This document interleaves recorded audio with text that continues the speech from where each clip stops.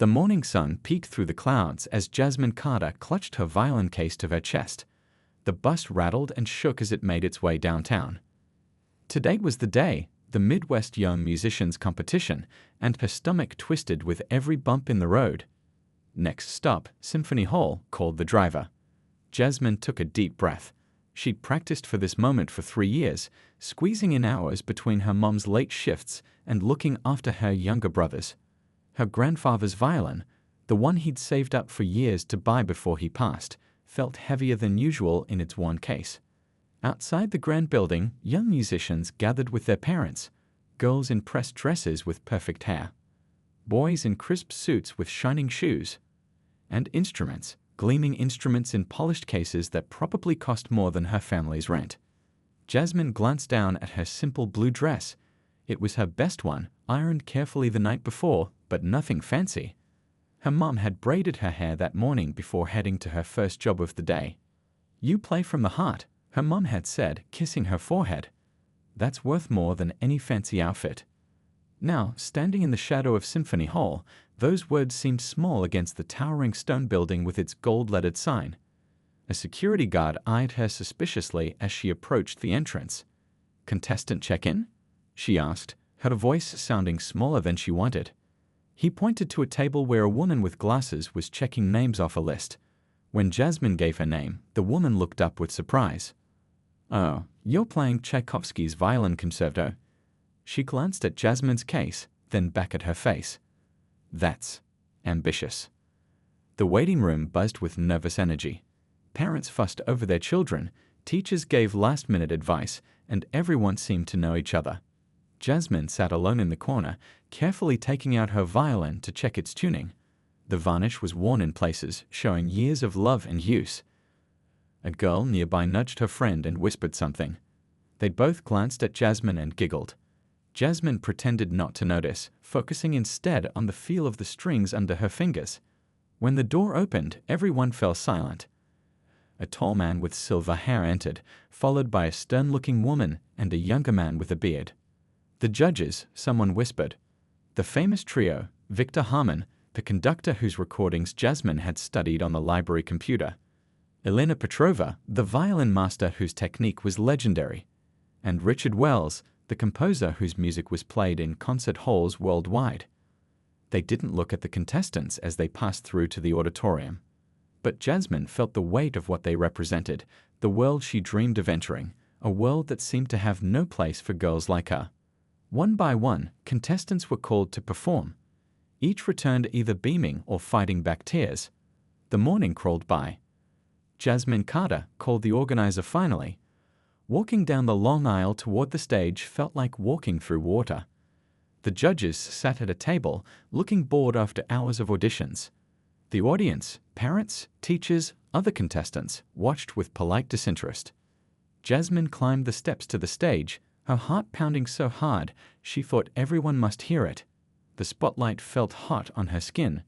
"Name and piece," said Victor Harmon without looking up from his notes. Jasmine Carter. Tchaikovsky's Violin Concerto in D major. That got their attention. Elena Petrova raised an eyebrow. Richard Wells looked up from his phone. "And where do you study?" asked Harmon, now studying her with narrowed eyes. "I don't. I take lessons at the community center. And I watch videos online." A smile flickered across Harmon's face, not kind, but amused. He exchanged glances with Petrova, who sighed audibly. "You're aware this is a serious competition?"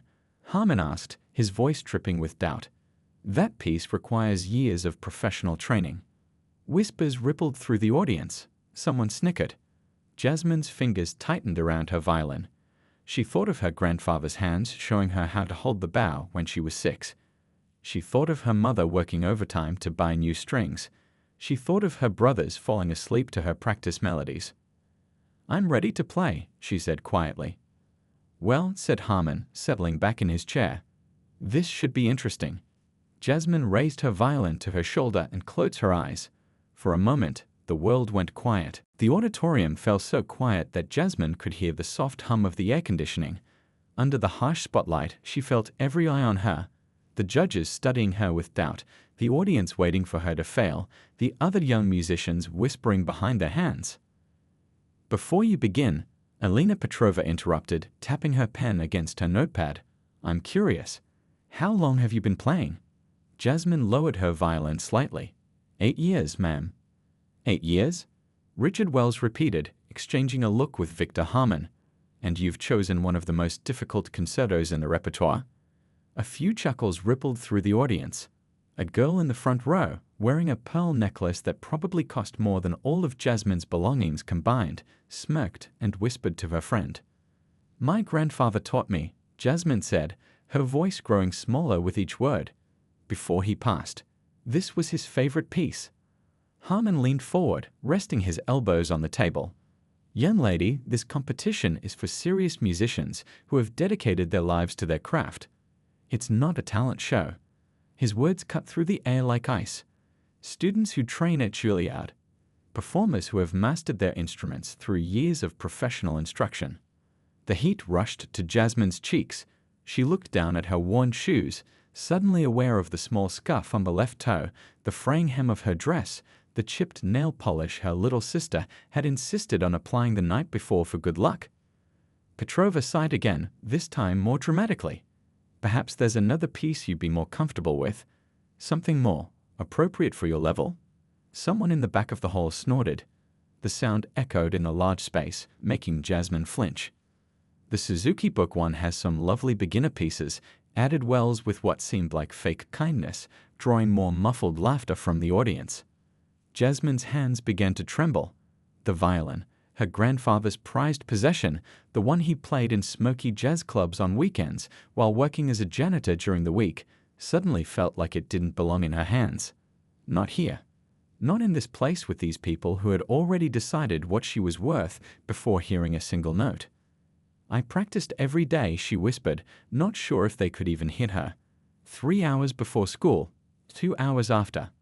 Harmon checked his watch. "We're running behind schedule. Either play your piece or step down so we can continue with serious candidates." The stage lights seemed to grow hotter. Sweat beaded on Jasmine's forehead. She thought about running, just turning around and fleeing back to her neighborhood where nobody expected her to be anything special. Where playing classical music already made her the weird kid, the one who didn't fit in anywhere. In her mind, she heard her mother's voice from that morning. "Show them who you are, baby, not who they think you are." And then she remembered her grandfather's hands guiding hers on the strings. "Music isn't about being perfect," he told her. "It's about saying things you can't put into words." Jasmine had plenty to say. She looked up, meeting Victor Harmon's cold stare directly for the first time. "I'd like to play my piece now, sir." He waved his hand dismissively. "Very well, let's get this over with." Jasmine lifted her violin again, positioning it precisely the way her grandfather had taught her. She adjusted her posture, shoulders back, chin high. The bow hovered over the strings. In that moment, with everyone waiting for her to embarrass herself, something shifted inside her. The fear didn't disappear, but it changed into something else, something stronger.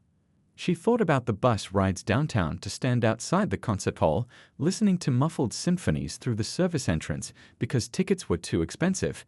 She thought about playing along with scratched records from the library until her fingers blurred. She thought about her mother working double shifts at the hospital, coming home exhausted but still finding time to listen to Jasmine practice. All of it, every sacrifice, every hour of practice, every moment of doubt, had led to this stage. Jasmine drew a deep breath and closed her eyes. The room, the judges, the snickering audience, all of it faded away until there was nothing but her, the violin, and the music waiting to be born. Her bow touched the strings. The first notes floated from Jasmine's violin like birds taking flight, soft, delicate, but perfectly formed. Her bow moved across the strings with a gentleness that belied the storm of emotions inside her. These opening measures were the ones her grandfather had loved most. "This is where the heart opens," he told her, guiding her small fingers on the strings when she was just 7 years old. Now, on this intimidating stage, beneath these judgmental eyes, something unexpected happened. The music carried her away from the hurt, away from the doubt. With each note, she felt herself rising above the whispers beyond the stairs. The first minute passed, and Jasmine moved into the more complex section of the piece. Her fingers danced across the fingerboard, finding each note with precision that came from thousands of hours of practice. In the cramped living room of their apartment, in the echoing stairwell when neighbors complained about the noise, in the park on summer evenings as the sun set and her mother watched with tired but proud eyes. She played for her grandfather, who had saved every penny from his janitor job to buy a real violin for his granddaughter who showed such promise. She played for her mother, who never once suggested that Jasmine give up her dream, even when money was tight and lessons were a luxury they couldn't afford. She played for herself, the girl who didn't fit in anywhere but found her home in music. The technical challenges of the piece, the parts that had made Richard Wells smirk and Elena Petrova sigh, now flowed from her violin with effortless grace. Her body swayed slightly with the music, no longer rigid with fear but loose, connected to something deeper than technique. Through barely opened eyes, Jasmine caught a glimpse of the judges. Victor Harmon sat perfectly still, his pen forgotten in his hand. Elena Petrova's mouth had fallen slightly open, her earlier disdain replaced by something like wonder. Richard Wells had leaned forward in his chair, elbows on the table, hands clasped as if in prayer. But Jasmine didn't play for them, not anymore. She launched into the cadenza, the most challenging part of the concerto, where the violin plays alone, unaccompanied. This was the section her grandfather had told her to make her own. "This is where you tell your story," he'd said. And so she did. Her bow danced across the strings with increasing urgency, each note carrying the weight of her journey. The strain of practicing by YouTube tutorials when lessons were too expensive. The ache of being told over and over that classical music wasn't for people like her. The determination to prove them wrong. Her fingers moved faster now, navigating the complex passages that had taken her months to master. Each note rang clear and true in the hushed auditorium. No one whispered now, no one giggled. The girl with the pearl necklace in the front row watched with wide eyes, her earlier smirk replaced by pure astonishment. When Jasmine reached the climax of the cadenza, she poured everything into it, every disappointment, every triumph, every moment of doubt that had nearly made her quit. The sound soared to the rafters of the concert hall, filling every corner with its brilliance. And then, as quickly as the storm had built, it settled into something gentle again. The final notes of the cadenza floated like leaves on a quiet stream. Jasmine opened her eyes fully now, coming back to herself, back to the stage. The orchestra would normally enter here, but since she performed with only a piano accompanist, there was a brief pause. In that moment of silence, she looked directly at the judges. Victor Harmon's notepad had slipped from his lap to the floor, but he hadn't noticed. Elena Petrova's hand covered her mouth, her critical eyes now shining with what might have been tears. Richard Wells sat completely still, as if afraid that any movement might break the spell. The pianist, a graduate student who had barely acknowledged Jasmine during their brief rehearsal that morning, looked up at her with newfound respect before beginning the accompaniment for the final section. Jasmine took a deep breath and lifted her bow once more. The battle wasn't over yet. But for the first time since she'd walked into this building, she knew she belonged here. She belonged exactly where she stood. As Jasmine continued into the final movement of the concerto, something magical happened in the auditorium. People who had been checking their phones or whispering to each other now sat up straight, their attention completely captured. Parents who had come only to support their own children leaned forward in their seats. Even the security guard who had eyed Jasmine suspiciously at the entrance stood motionless by the door, his stern face softened with wonder. On stage, Jasmine's body moved with the music, no longer stiff with fear, but flowing like water. Her fingers found every note with perfect precision, making the difficult runs seem effortless. The old violin, her grandfather's treasure, sang with a voice that filled the hall, rich and powerful one moment, delicate and sweet the next.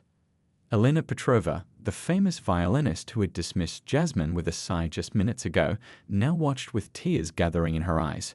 She recognized the technique, yes, the hours upon hours of practice evident in every perfectly executed passage, but there was something more. Something that couldn't be taught in the most expensive conservatory or the most elite music school. Victor Harmon sat completely still, his usual stern expression replaced by something like awe. In 40 years of judging competitions, he had heard countless technically perfect performances. But this was different. The girl played as if the music was coming from somewhere deep inside her, as if each note carried a piece of her soul. Richard Wells, the youngest of the judges, had abandoned any pretense of professional distance. His mouth hung slightly open, his eyes wide with disbelief. He had composed music for some of the greatest orchestras in the world, had heard his pieces performed by musicians with decades of training, yet this girl, this self-taught teenager from the wrong side of town, was making him hear Tchaikovsky as if for the first time. In the front row, the girl with the pearl necklace who had smirked earlier now watched Jasmine with an expression caught between shock and admiration. Beside her, a boy who had bragged loudly about his private lessons with a famous teacher sat with his expensive violin forgotten on his lap, his earlier confidence replaced by humility. Jasmine felt the shift in the room. She could sense the wave of emotion washing over the audience, could feel the judges' disbelief turning to respect. But she didn't play for their approval anymore. She played because this was who she was, this music, these notes, this moment of pure expression. As she approached the most challenging section of the final movement, a passage that had once seemed impossible when she first attempted it, Jasmine closed her eyes again. She thought of the nights she had practiced this part over and over, her fingers aching, her shoulders stiff, her little brothers sleeping in the next room. She thought of her mother gently closing her bedroom door, leaving her to work through the difficult measures one note at a time. Now, those countless hours of practice carried her through the passage flawlessly. Her bow danced across the strings with confidence and grace, drawing sounds from the violin that seemed almost impossible, high notes that soared like birds, low notes that resonated with depth and warmth. The pianist accompanying her, a graduate student who had barely spoken 2 words to her during their brief rehearsal, now played with renewed energy, his face alive with the joy of being part of something extraordinary.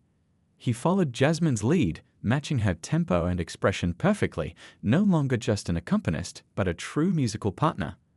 As Jasmine approached the final moments of the concerto, the music grew more intense, building toward the powerful conclusion. Her bow moved faster, her fingers flying across the strings with lightning speed. The sound grew and grew, filling every corner of the auditorium, touching every person present. And then came the final notes, bold, triumphant, defiant. Jasmine played them with everything she had, her body arching slightly with the effort, her face glowing with emotion. The last note hung in the air for what seemed like forever, vibrating with a purity that made time stand still. And then silence. Complete, absolute silence. For 3 heartbeats, no one moved, no one breathed. It was as if the world itself had paused to acknowledge what had just happened in that room. Then, like a dam breaking, the applause erupted. It started with one person, the pianist who had accompanied Jasmine, and then spread like wildfire through the auditorium. People jumped to their feet, clapping so hard their hands hurt. Someone in the back shouted "Bravo," and then everyone was calling out, their voices blending into a roar of appreciation. Jasmine stood frozen on the stage, her violin still tucked under her chin, her bow held in midair. She blinked rapidly, as if waking from a dream. The standing ovation washed over her in waves, something she had imagined, but never truly believed would happen. A woman in the 3rd row wiped tears from her cheeks. A man near the exit filmed with his phone, his hand shaking with emotion. Even the other young contestants, the ones who had whispered and giggled earlier, now stood and applauded, their faces showing a mixture of shock and genuine admiration. But it was the judges' reactions that told the real story. Elena Petrova, the violin virtuoso who had sighed at Jasmine's introduction, was the first of the judges to rise to her feet. Her usual composed face was streaked with tears, her hands clapping with unrestrained enthusiasm. She turned to the audience and nodded as if to say, "Yes, this is what music should be." Richard Wells stood next, clapping with such vigor that his glasses slipped down his nose. He didn't bother to push them back up, too caught up in the moment to care. His earlier condescension had vanished completely, replaced by pure joy at what he had just witnessed. And Victor Harmon, the stern head judge who had suggested Jasmine was in the wrong competition, remained seated the longest. Not because he wasn't moved, but because he seemed unable to process what had just happened. His face showed a journey from disbelief to acceptance to profound respect. When he finally stood, his movements were slow, deliberate, like a man who had just experienced something that changed him forever. On stage, Jasmine finally lowered her violin. Her hands trembled slightly as the reality of what had just happened began to sink in. She had done it. She had played the piece from beginning to end without a single mistake. More than that, she had played it with her whole heart, holding nothing back. She thought of her grandfather and how his eyes would crinkle at the corners when he smiled. She thought of her mother working double shifts to keep their family afloat and still finding energy to support Jasmine's dreams. She thought of her little brothers who bragged to their friends about their big sister who could make a violin talk. A tear slipped down Jasmine's cheek, then another. Not tears of sadness or hurt like earlier, but tears of joy, of relief, of triumph. The applause continued, showing no signs of stopping. A girl in the front row, the one with the pearl necklace who had smirked at Jasmine earlier, now clapped with genuine enthusiasm, her previous judgment replaced by something like respect. Next to her, her mother nodded appreciatively, whispering something in her daughter's ear that made the girl's expression turn thoughtful. Parents who had been checking their watches, eager for their own children's performances, now stood transfixed, witnessing something they would talk about for years to come. Teachers who had brought their students to observe the competition now pointed to Jasmine, using her as an example of what passion and dedication could achieve. After what seemed like forever, Victor Harmon raised his hands, quieting the audience. The applause reluctantly died down, though people remained standing, their faces flushed with emotion. Harmon cleared his throat, once, twice, struggling to find his voice. He looked down at his notes. The page was blank. For the first time in his long career as a judge, he had been too captivated to write a single word. "Miss Carter," he said finally, his voice uncharacteristically gentle, "I believe we owe you an apology." A murmur ran through the crowd. This was unprecedented. Judges never apologized, especially not Victor Harmon, known for his uncompromising standards and brutal honesty. Elena Petrova leaned toward the microphone. "Where did you learn to play like that?" she asked, genuine wonder in her voice. Jasmine looked at her, then at the audience, then back at the judges. The answer was simple. "From life," she said softly. The auditorium fell silent again at Jasmine's simple answer. "From life." 3 small words that carried more weight than any lengthy explanation could have. Victor Harmon nodded slowly, as if truly seeing Jasmine for the first time. Not as a girl from the wrong side of town with a second-hand violin, but as an artist whose talent transcended all the barriers society had placed in her way. "In 30 years of judging competitions," he said, his voice carrying through the silent hall, "I have never been so wrong, or so honored to be proven so." He looked directly at Jasmine, his earlier condescension completely gone. "Your grandfather taught you well." At the mention of her grandfather, Jasmine's eyes filled with fresh tears. She clutched her violin a little tighter, feeling as if he was somehow present in that moment, witnessing her triumph. Elena Petrova stepped forward, still visibly moved. "Technical skill can be taught," she said, her accent thicker with emotion. "But what you have, this ability to speak directly to the heart, this cannot be taught. This comes from somewhere deeper." She pressed her hand to her chest. "I have studied with masters across Europe, yet I heard things in Tchaikovsky today that I have never heard before." The audience murmured in agreement. Parents exchanged glances of astonishment. Other young musicians watched with a mixture of awe and newfound respect, many of them reconsidering what it truly meant to play with passion rather than just precision. Richard Wells, who had suggested Jasmine might be better suited to beginner pieces, now approached the edge of the stage. "Miss Carter," he said, his voice unsteady with emotion, "where do you plan to continue your studies?" Jasmine blinked, confused by the question. I don't know. I just play whenever I can." Wells looked at his fellow judges, then back at Jasmine. "I teach at Eastman School of Music," he said. "We have a scholarship program for exceptional talents." He paused, choosing his words carefully. "Based on what I heard today, I would like to personally recommend you for a full scholarship." A collective gasp went through the room. Eastman was one of the top music schools in the country, a place where only the most gifted students were accepted, usually after years of expensive private training. Jasmine's hands began to tremble so much that she had to lower her violin. A scholarship, she whispered, barely able to comprehend what was happening. Yes, Wells confirmed with a smile. Your talent deserves to be nurtured by the finest teachers. Though, he added with unexpected humility, I suspect we may learn as much from you as you will from us. In the audience, a woman stood up, the competition organizer who had looked skeptically at Jasmine during check-in. As the rules clearly state, she announced, the judge's decision is final. But I believe we all know who today's winner is. She looked around the auditorium, receiving nods of agreement from nearly everyone present. Elena Petrova held up her hand. If I may, she said, there is a matter of the prize money. She looked at Jasmine. $10,000 to further the winner's musical education. Jasmine's eyes widened. $10,000. It seemed like an impossible sum, enough to buy a better violin, to help her mother with bills, to perhaps move to a safer neighborhood closer to the music school. Victor Harmon nodded firmly. The decision is unanimous, he declared, something that rarely happened in the competition's history. Jasmine Carter is our winner. The audience erupted in applause once more. People who had never met Jasmine cheered as if she were their own daughter.